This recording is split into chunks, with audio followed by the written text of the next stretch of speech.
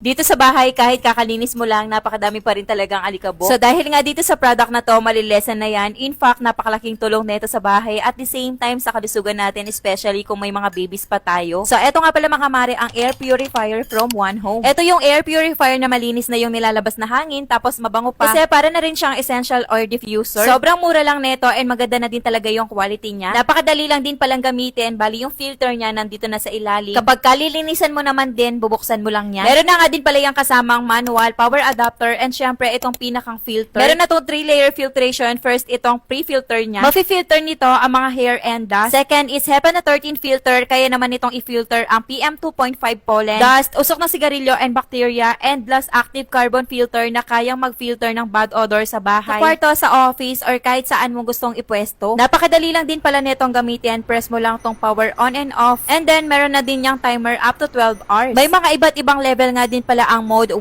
2, 3, and yung pang 4 naman. Ang ibig sabihin ay sleep mode. And don't worry, yung screen will automatically mag-turn off. No need mo na mag-set ng timer, and that's all. Pwede ka nang matulog ng mahimbing. Ito naman filter niya mga mare ko, sa magre-red yan kapag madumi na. And yung pinakagusto ko nga din talaga dito, bukod nga sa nafi-filter niya yung bacteria, para na rin tong air diffuser, kasi pwede tayo mag-drop dito ng essential oil na gusto natin. Kasi nga naman, meron na din tong cotton sheet on the top, at para kapag lumabas yung hangin na galing dito ay magiging mabango. May quality sensor na nga din pala to, at kung sa kuryente naman, no worries dahil 5 watts power consumption lang to. Mapapatanong ka na lang talaga kung kailangan mo ba talaga yan o kailangan mo talaga. Well mga mare, kung nakapag-decide na kayo, yung link niyan ilalagay ko na lang sa comment section o di kaya naman dyan sa yellow basket.